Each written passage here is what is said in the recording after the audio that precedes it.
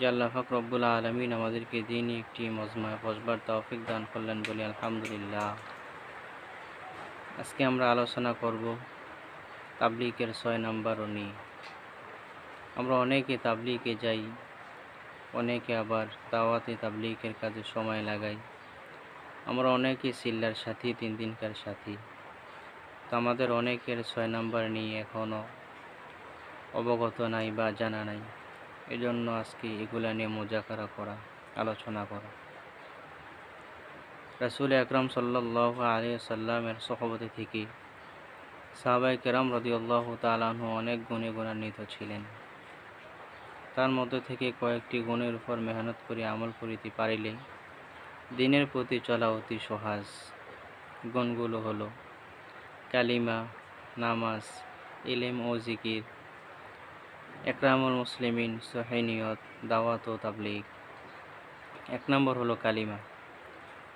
কালিমা লা ইলাহা ইল্লাল্লাহু মুহাম্মাদুর রাসূলুল্লাহ সাল্লাল্লাহু আলাইহি ওয়াসাল্লাম। কালিমার অর্থ আল্লাহ ছাড়া কোনো মাবুদ নাই।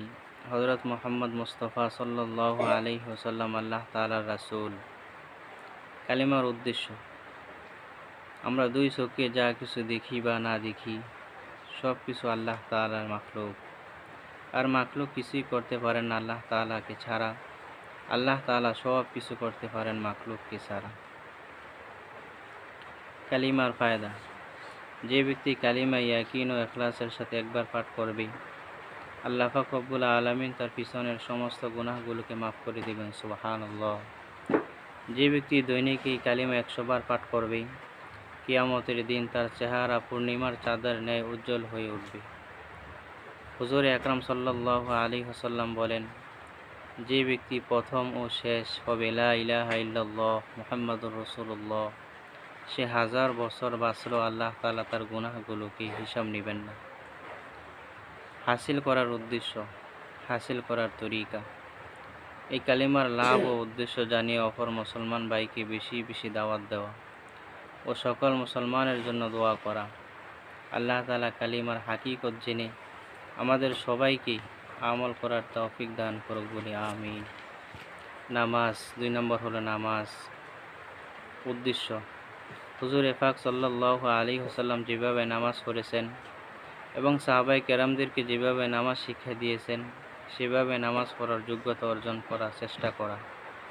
ফায়দা যে ব্যক্তি ৫ ওয়াক্ত নামাজ সময় মতো লক্ষ্য করে গুরুত্ব সহকারে আদায় করবে, আল্লাহ তাআলা তাকে ৫টা পুরস্কার দান করবেন। ১ নম্বর পুরস্কার হলো তার রিজিকের অভাবকে দূর করে দিবেন। ২ নম্বর পুরস্কার হলো কবরের আযাব হটিয়ে দিবেন। ৩ নম্বর পুরস্কার হলো ডান হাতে আমলনামা দিবেন। ৪ নম্বর পুরস্কার হলো বিজলির ন্যায় ফুলসিরাতের রাস্তা আল্লাহ তাআলা পার করিয়ে দিবেন। ৫ নম্বর পুরস্কার হলো বিনা হিসাবে আল্লাহ তাআলা ওই ব্যক্তিকে জান্নাত দিয়ে দিবেন। হুজুর আকরাম সাল্লাল্লাহু আলাইহি ওয়াসাল্লাম বলেছেন যে কিয়ামতের দিন সবার আগে বান্দার নামাজের হিসাব নেওয়া হবে। বান্দার যখন নামাজ পরিপূর্ণভাবে পাওয়া যাবে, তার অন্যান্য আমলও পরিপূর্ণভাবে গণ্য হবে। আর বান্দার যখন নামাজের আমল যখন পরিপূর্ণভাবে পাওয়া যাইবে না, বান্দার অন্যান্য আমলও যদি পরিপূর্ণ থাকে ওগুলো গ্রহণযোগ্য হবে না। হাসিল করার তরিকা আমরা ৫ ওয়াক্ত নামাজ জামাতের সাথে আদায় করি। ওয়াজিব সুন্নাত নামাজের প্রতি যত্নবান হই এবং কাজা নামাজগুলো খুঁজে খুঁজে আদায় করি এবং নফল নামাজগুলো বেশি বেশি পড়ি। নামাজের গুরুত্ব এবং লাভ জানিয়ে অপর ভাইকে বেশি দাওয়াত দিই এবং রব্বুল আলামিনের কাছে বেশি বেশি দোয়া করি যে আল্লাহ তাআলা যেন আপনাকে নামাজ পড়ার সুযোগ করে দেয়, তৌফিক করে দেয়। ইলম ও জিকির ৩ নম্বর হলো ইলম ও জিকির। ইলমের উদ্দেশ্য আল্লাহ তাআলা কখন কি আদেশ ও নির্দেশ তা জেনে হুজুর আকরাম সাল্লাল্লাহু আলাইহি ওয়াসাল্লামের তরিকায় আমল করা। ফায়দা যে ব্যক্তি ইলমে দ্বীন হাসিল করা অবস্থায় মারা যায়, সে শহীদি মর্যাদা লাভ করেন। হযরত আবু যর রাদিয়াল্লাহু তাআলা আনহু বলেন, আমি রাসূল আকরাম সাল্লাল্লাহু আলাইহি ওয়াসাল্লাম থেকে শুনেছি, যে ব্যক্তি ইলমে দ্বীন শিক্ষা করার জন্য কোনো পথ অবলম্বন করে, আল্লাহ পাক রব্বুল আলামিন তার জন্য বেহেশতের রাস্তা সহজ করে দেয়, আগিয়ে দেয়। রাসূল আকরাম সাল্লাল্লাহু আলাইহি ওয়াসাল্লাম বলেন, যে ব্যক্তি ইলমের একটি অধ্যায় শিখল, চাই সে আমল করুক বা না করুক, আল্লাহ তাআলা তাকে 1000 রাকাত নফল নামাজ পড়ার সওয়াব দান করেন। হাসিল করার তরিকা। ইলম আমরা দুইভাবে শিখব। 1. ফাজায়েলে ইলম। 2. মাসায়েলে ইলম। 1 নম্বর ফাজায়েলে ইলম তালিমি হালকা থেকে শিখব, আর মাসায়েলে ইলম হক্কানি আলেম ওলামাদের থেকে শিখব। 4 নম্বর হলো জিকির। জিকিরের উদ্দেশ্য সব সময় রব্বুল আলামিনের উপর ধ্যান খেয়াল রেখে অন্তরে ফায়দা করা। জিকিরের ফায়দা, যে ব্যক্তি জিকির করতে করতে জিহ্বাকে তরুতাজা রাখবে, কিয়ামতের দিন সে হাসতে হাসতে জান্নাতের মধ্যে প্রবেশ করবে। জিকিরকারীর অন্তর জিন্দা, আর যে জিকির করে না তার অন্তর হলো মৃত। হযরতে আবু হুরায়রা রাদিয়াল্লাহু তাআলা আনহু হইতে হাদিস বর্ণিত, উনি বলেন যে আল্লাহর রাসূল সাল্লাল্লাহু আলাইহি ওয়াসাল্লাম ইরশাদ করেছেন, যে ব্যক্তি আল্লাহ তাআলার জিকির অধিক পরিমাণে করে সে মুনাফিকদের হতে মুক্ত থাকে, মুনাফিকদের লিস্ট থেকে ওই ব্যক্তি মুক্ত থাকে। হাসিল করার তরিকা। সর্বোত্তম ইবাদত হলো কোরআন তেলাওয়াত করা, তাই বাধ্য অনুযায়ী দৈনিক কিছু তেলাওয়াত করা বা তেলাওয়াত শিকার পিছনে সময় দেওয়া। সকল কাজে মাসনুন দোয়াগুলো আদায় করা। কোনো হক্কানি পীরের ওজিফা থাকলে সেগুলো আদায় করা। সকাল বিকাল 3 তাসবির আমলগুলো করা। 5 নম্বর হলো একরামুল মুসলিমিন। 4 নম্বর হলো একরামুল মুসলিমিন। উদ্দেশ্য প্রত্যেক মুসলমান ভাই এর কিমত জেনে তার কদর করা, অর্থাৎ হার মাকলুকের হক আদায় করা। ফায়দা, যদি কোনো ব্যক্তি কোনো মুসলমান ভাইয়ের উপকার করার চেষ্টা করে, তাহলে আল্লাহ পাক রব্বুল আলামিন তাকে 10 বছর ইতিকাফ করার সওয়াব দান করেন। রাসূল আকরাম সাল্লাল্লাহু আলাইহি ওয়াসাল্লাম আরও বলেন, যে ব্যক্তি ছোটদের স্নেহ করে না, বড়দের সম্মান করে না, আর আলেমদের তাজিম করে না, সে আমার উম্মত নয়। হাদিস শরীফে আছে, যে ব্যক্তি অপর ভাইয়ের কোনো হাজত পুরা করবে, আল্লাহ তাআলা তার দুনিয়া ও আখিরাতের হাজত পুরা করে দিবেন। সুবহানাল্লাহ। হাসিল করার তরিকা। আমরা আলেমদেরকে তাজিম করি, বড়দেরকে শ্রদ্ধা করি, ছোটদেরকে স্নেহ করি, আর ফজিলত জেনে অপর ভাইয়ের মাঝে আমরা দ্বীনের দাওয়াতকে পৌঁছিয়ে দিই ইনশাআল্লাহ। সহি নিয়ত। 5 নম্বর হলো সহি নিয়ত। উদ্দেশ্য আমরা যে কোনো নেক কাজ করি তা একমাত্র আল্লাহকে রাজি খুশি করার জন্যই করা।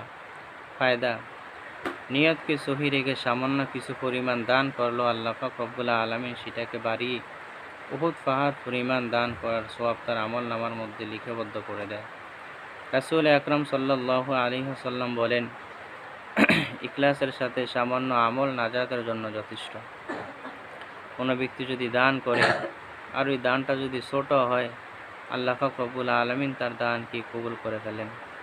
রাসূল সাল্লাল্লাহু আলাইহি ওয়াসাল্লাম আরও বলেন যে আল্লাহ তাআলা কেবল সে আমলই কবুল করেন যা একমাত্র রব্বুল আলামিনকে রাজি খুশি করার জন্যই করা হইতেছে। হাসিল করার তরিকা।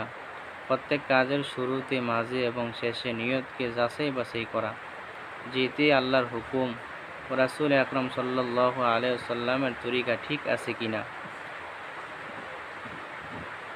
আছে কিনা এবং রব্বুল আলামিনের উপর বেশি বেশি কদর করা, ইস্তেগফার করা, নিয়তকে শুদ্ধভাবে রাখা। আল্লাহ পাক রব্বুল আলামিন যেভাবে বলেছেন ওইভাবে নিয়তকে পরিপূর্ণ করে আল্লাহ পাক রব্বুল আলামিনকে ডাকার এবং রব্বুল আলামিনকে সব দিক দিয়ে সুযোগ করার ডাকার তৌফিক দান করুক।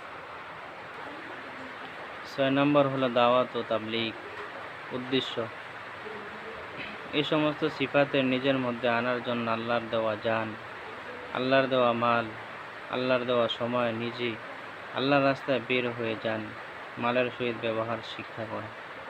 ফায়দা, আল্লাহ পাক রব্বুল আলামিন বলেন, তোমরা সর্বশ্রেষ্ঠ জাতি, মানুষের কল্যাণের জন্যই তোমাদেরকে সৃষ্টি করা হয়েছে। তোমরা সর্বশ্রেষ্ঠ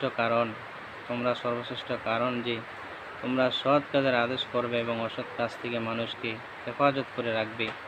আল্লাহর রাস্তায় এক সকাল এক বিকাল ব্যয় করা দুনিয়া ও দুনিয়ার মধ্যে যা কিছু আছে তার থেকে উত্তম। আল্লাহর রাস্তায় বের হয়ে নিজের জরুরতে 1 টাকা খরচ করলে 7 লক্ষ টাকা সৎকার সওয়াব তার আমলনামার মধ্যে দেওয়া হয়। আল্লাহর রাস্তায় বের হয়ে প্রতিটি নেক আমলের বদৌলতে 49 কোটি নেক আমল করার সওয়াব তার আমলনামার মধ্যে লিপিবদ্ধ করা হয়। হাসিল করার তরিকা, হাসিল করার ফজিলত, হাসিল করার তরিকা জীবনের প্রথম সুযোগে 3 চিল্লা তথা 4 মাস সময় লাগিয়ে এই কাজকে শিক্ষা করতে হয়। প্রতি বছর নেশাবি চিল্লা ও মাকামি 5 কাজের সাথে জুড়ে থেকে মৃত্যু পর্যন্ত এই কাজের সাথে লেগে থাকা আমাদের সবাইকে আল্লাহ তাআলা দাওয়াত ও তাবলীগের কাজে এবং এই 6 উসুলের উপর চলে থাকতে পারি এবং দাওয়াত ও তাবলীগের কাজে চলে মানুষদেরকে দ্বীনের পথে আনতে পারি, মানুষদেরকে মা বোনদেরকে দাওয়াত ও তাবলীগের কথা পৌঁছাইতে পারি, রব্বুল আলামিনের কথা বলতে পারি। আল্লাহ তাআলা আমাদের সবাইকে এই কথাগুলো মানার এবং 6টা উসুলের উপর চলার তৌফিক দান করুক বলে আমিন। ওয়া আখিরু দাওয়ানা আলহামদুলিল্লাহি রাব্বিল আলামিন।